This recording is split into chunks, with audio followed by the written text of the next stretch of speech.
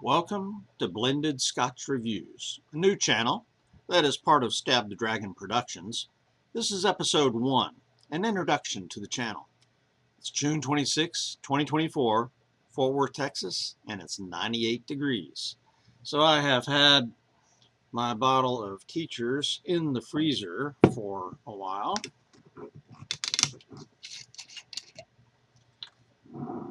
And my glass in the freezer.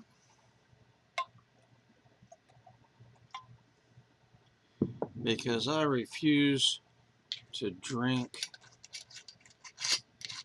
Scotch with ice so far. I mean, this is 86 proof, 43%, but ice just waters things down too much. So what's this channel about? This channel is going to focus on doing whiskey reviews of blended Scotch and conducting a taste tournament where I can find out which blended Scotches are my favorite. Over at StabtheDragon Productions, I've been reviewing Texas whiskeys and conducting a Texas rye whiskey tournament for the last couple of years. But StabtheDragon has a lot of other content besides whiskey, book and movie reviews, social commentary on the news, Bible studies, etc. This channel is going to have a much more narrow focus of just studying blended Scotch. And I use the word studying on purpose because my videos typically last about 20 minutes, and most people's interest level for videos of this kind is only about 5 minutes. But I get into the history of the whiskeys. I examine the distillery, the bottles, the labels, etc. So when I approach a whiskey, I want to know as much about it as I can. Why focus on blended Scotch? Isn't that the cheap stuff? The single malts are the good whiskey. I focus on the blends because there is a rich history behind blending whiskey in Scotland. And about 90% of the Scotch consumed in the world is blended Scotch. And the blends are frankly more accessible. That means they have a lower price and means more people can enjoy them. A $200 bottle of single malt is great if you can afford it. I cannot. But just because you can enjoy expensive single malts doesn't mean you can't also enjoy a blended Scotch. My own whiskey journey started out with American bourbons, and then I branched out into ryes. Next, I discovered Texas whiskeys, and oh my, those Texas whiskeys are indeed my favorite. But several years ago, my son left me a couple of bottles of Scotch when he went to Germany for a few years with the Army, and he encouraged me to examine Scotch. So I finished those 2 bottles. It was a Glenlivet 12, and it was a Deanston Virgin Oak. So that's a Speyside and a Highland. Neither impressed me. They tasted flat, metallic, malty in a way that I really didn't like. So I basically gave up on Scotch and returned to my Texas whiskey. I think at that time I was drinking Balcones bourbon. But later I decided to study Scotch and give it a second chance. I watched a lot of YouTube videos for sure, read a lot of articles, and realized blends are 90% of Scotch, and so that's a lot. Must be something good there, or they wouldn't be selling that. I then bought a bottle of Johnnie Walker Red because it's probably the best-selling blend in the world, unless it's Johnnie Walker Black. But Johnnie Walker Red was the basic blend, right? That's, it's not the lowest priced one, but it is the most widely available basic blend. And I started working my way through that bottle. About halfway, after several weeks, I finally turned the corner. The JW Red reminded me of the Gulf Coast of Texas when I was a kid.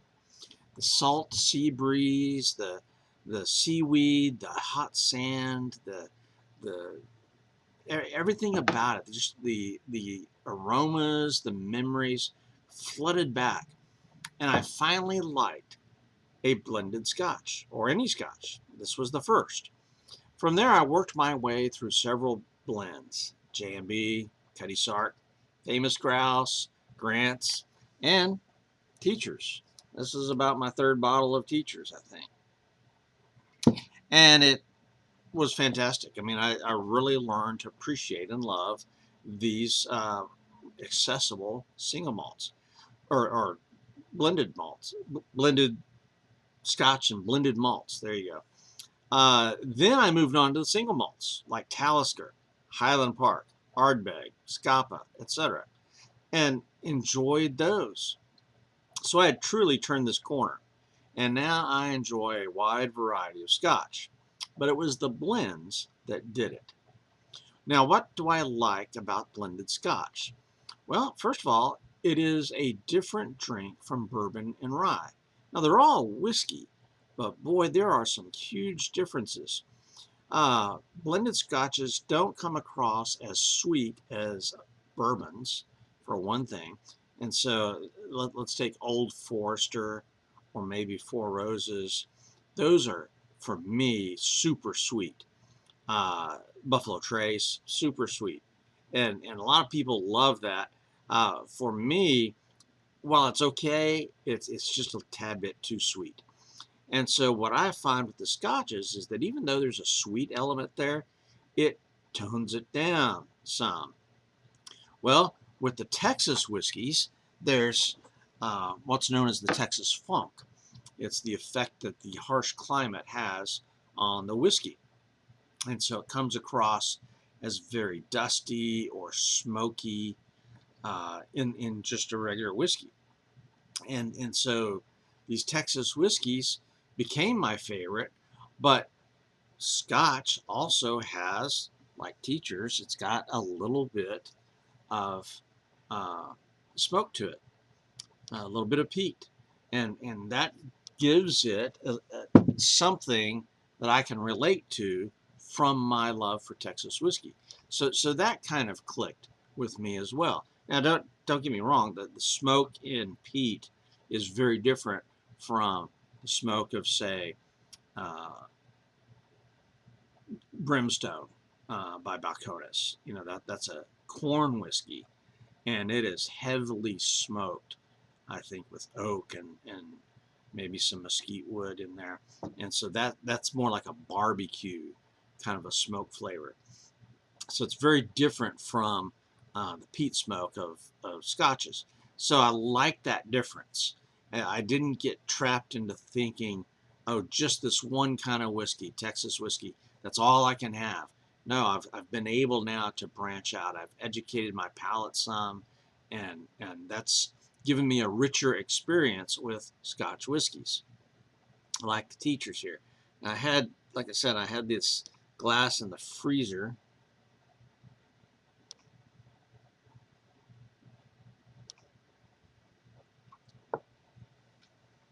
And that's just good all day long, right there. Just a hint of smoke on the finish there, some rich maltiness to it. So yeah, Teacher's Highland Cream is a very good blended Scotch, very reasonable price. You know, $20 to $25 here locally.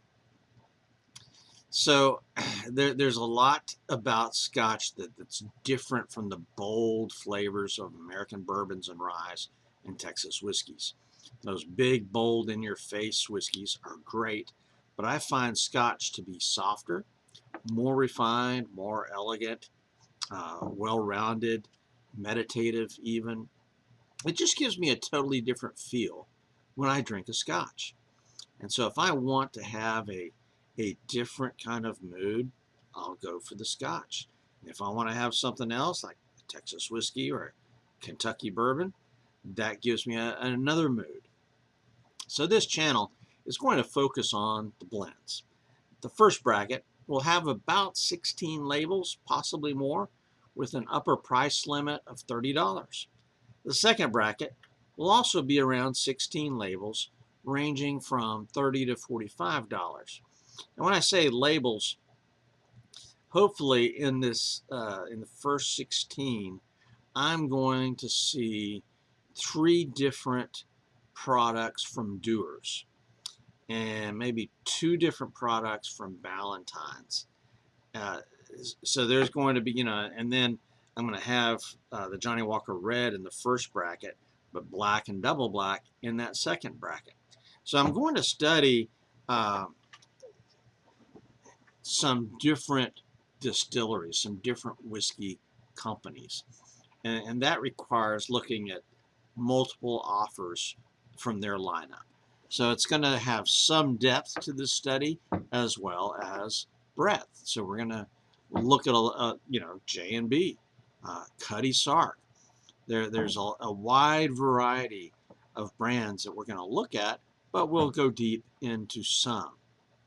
Now the goal is to do a review of each whiskey and pair them up for a competition where I taste 2 whiskeys blind to determine which is which and which one I like the most.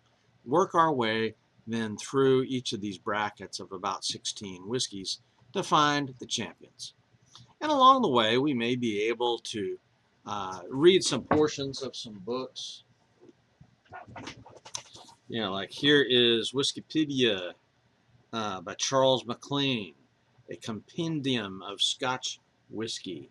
And so he goes into a lot of work with the distilleries and individual labels there. That'll be fun to study some. And then here's a deep dive in Johnny Walker, right? A Long Stride, the story of the world's #1 Scotch whiskey by Nicholas Morgan. So, we may find some passages in there that are appropriate to read. And certainly I'll be reading some of this and bringing some of what I find into the channel. Will there be any single malts discussed? I hear a little bit of whining and pleading. Please give us some single malts. Probably. I do have several on hand, so I can expand our study a bit here and there. Who knows? We may even encounter the Loch Ness Monster in this study. Well, I hope to have fun with this new adventure, and I hope that you will join me. This is Stab the Dragon. Cheers, and out here.